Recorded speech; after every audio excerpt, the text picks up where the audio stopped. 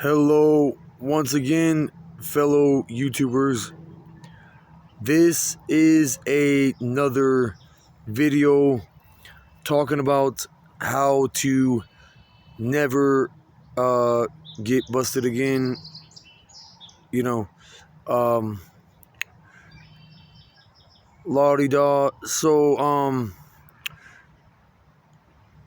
you got to learn techniques on how to thwart nosy people.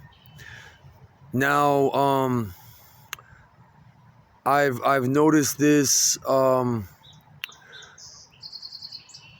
in these states where there's more like drug smuggling and drug trafficking, like by the borders, like by the close to the ocean, or close to the Canadian border. Let me illustrate some examples here. When I was in northern Michigan, I was at the public library in Marquette, Michigan, and I'm sitting next to my friend, and somebody else, he's to my right, and someone is to the right of him. And all of a sudden, he goes on his merry way, that one stranger, and next thing that me and my friend know is that a policeman shows up, and he says to my friend and me that that one dude that's sat next to my friend on both of our right, that one stranger, he claims that somebody stole his stuff, and the police man and that stranger thinks that one of us or both of us might have been responsible for stealing that dude's backpack. And so all of a sudden, totally unexpected situation. Okay, the policeman has like a cocky attitude too, and he exchanges a few words between me and my friend, and out of the blue, unexpectedly, he asks my friend, what's your address? And he says that in a way, when he asks that, as if it's no big deal. Okay, and if you don't have in your mind like a different address to use, like even if you make one up other than the one that you're at, you're not gonna know what to say. You know what I'm saying? I mean, you could say that I don't answer any questions. You could say that, as I heard in another documentary about how to never get busted again.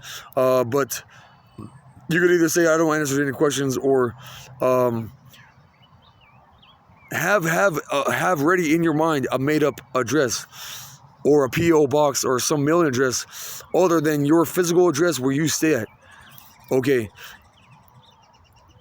And and then one time I was in Mendocino County, where everybody knows, most people know that you can grow 25 plants of marijuana for medicinal use if you have your medical marijuana card.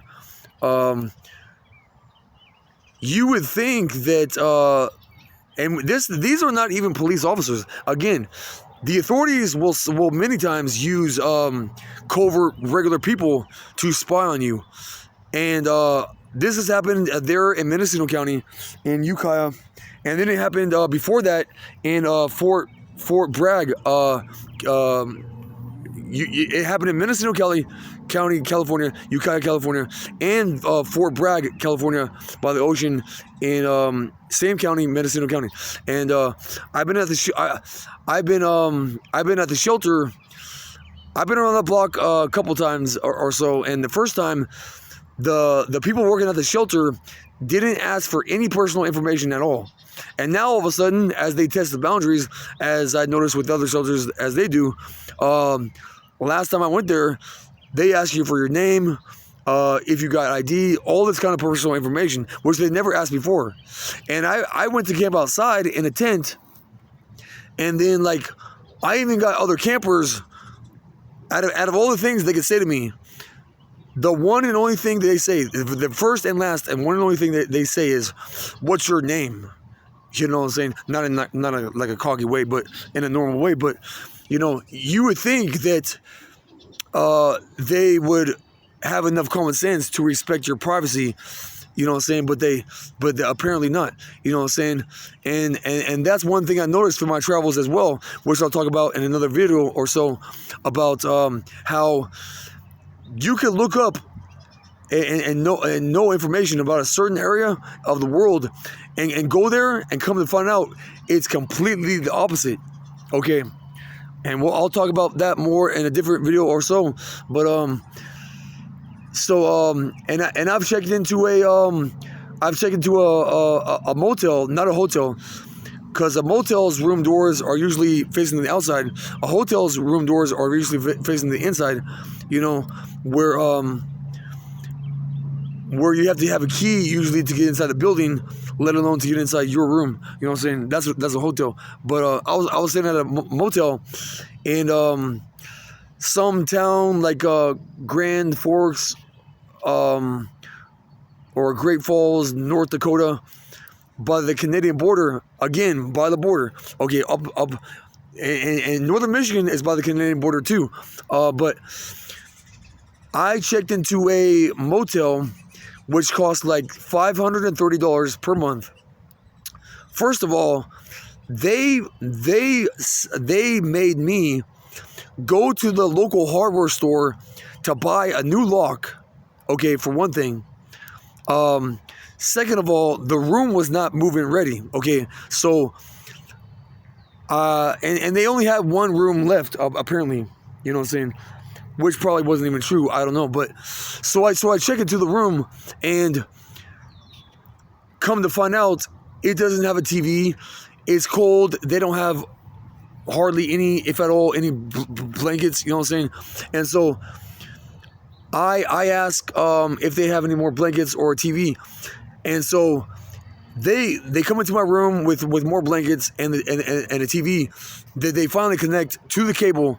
And so the two people that come into my room, they use this. I noticed this from experience.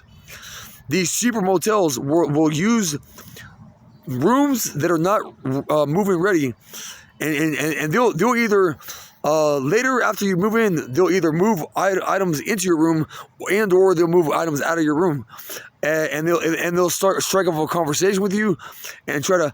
I mean, I understand these small towns they have people that are curious and whatnot, but still, you can't be like too nosy, you know what I'm saying?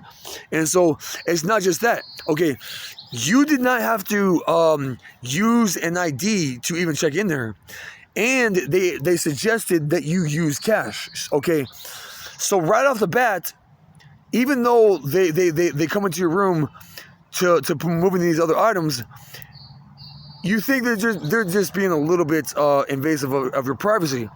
And then later, I notice one of the other workers, he's all knocking on other people's doors, because these motel rooms, they have thin walls. You can very easily hear the people talking next door rooms over. You can hear people knocking on your door, talking outside your door very easily.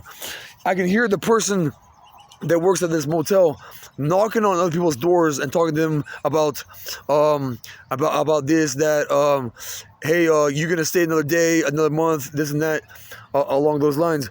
And so he knew that I wouldn't expect him to later come to my door. Because I noticed he's knocking on like all these different kinds of people's doors, and he doesn't bother me. And at the time, I'm shy, and so I'm thinking to myself, oh, please do not knock on my door. I do not want to be bothered. And sure enough, he eventually knocks on my door. And the one and only thing that pretty much comes out of his mouth is, and he has this clipboard with a note paper on it. And he asked me at that time, what's your name? You know what I'm saying? And so if you don't have already made up in your mind a fake address or fake name, these unexpected incidences will throw you off. And in California, the northern part of the U.S., this is where more drug smuggling goes on, in my theory. This has also happened in a town in Indiana by the Amtrak train stop. Okay, I checked into a cheap motel room there, which was like $500 a month. And the same scenario happened. Like, I was shy at the time, and the TV I had at the time was broke. The shades were broke, and I asked them if they could remedy the situation. And so sure enough, they come into my room and they remedy the situations. And where they're working on the shades, the windows, whatnot, this and that. Then they're all starting to strike up a conversation with me and say, you look familiar. What brings you into this town? This and that. You know what I'm saying? Again, I understand people can be curious. Everybody is curious, but you don't want to be like too nosy. You know what I'm saying? And then I know that they told their daughter this because all of a sudden I hear them talking out the window. Next door, the maintenance man lives next door or so, close by. It's a very small motel to begin with, and the maintenance man lives at the motel with his girlfriend or his wife, and they had like one or two or so kids, and it's the son or the daughter. The father or mother says to the son or daughter, hey, you don't want to mess with people's mail, that's a federal offense or something like that. And I'm thinking like, dude, you guys put that kid up to that. Okay, I've seen some crime shows that happen in places like most crimes were committed in California or Indiana. I've seen many crimes that were committed from those areas on shows on HLN, that crime station. Okay, and so many times they'll use children to fuck with people. You know what I'm saying? So you know, you got to lay this all down at the very beginning. You got to say this all from the very beginning, as Scott Boleyn talks about. Okay, because if you don't say anything at the beginning, and you let them push the boundaries over time, it's going to take a while to get back to that normal situation. But if you lay everything down from the beginning, it sets a better tone from the beginning, and they don't know. Okay, so always, and I've had this happen at a different library, which was in Kansas. But all of a sudden, I'm sitting at my computer at the library or the library's computer, and this black lady, which doesn't matter if she's black or white, as Michael Jackson sings, but you know, it's this person who's a black lady. You know, she all of a sudden says, my phone's gone. Who took my phone? You know what I'm saying? And the police didn't actually show up, but you got to always have ready in your mind, expect the unexpected. You know what I'm saying? Okay, have ready in your mind a fake name and a fake address, okay? Because in Indiana, in the Fort Wayne Public Library, if you eat food in their library, or if you do some minor thing, this or that, then they'll have the security talk to you, and they'll ask you for what your name is, okay? Now, that's, even though it's not legal to do recreational marijuana, you got people that are of Dutch descent. Amsterdam is of Dutch people, you know, so it runs in their blood to sell drugs, even if it's not legal, okay? And they're playboys in Amsterdam, just like they are in Fort Wayne, Indiana, Salt Lake City, Utah, here, and Southern California.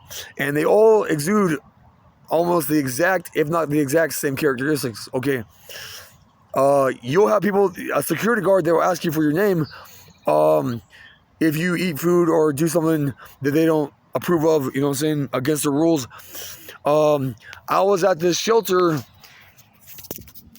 here, and some staff member asked me out of nowhere, what's my name? When he can already easily tell what it is. This is my first out of at least more videos. Till next time, bye.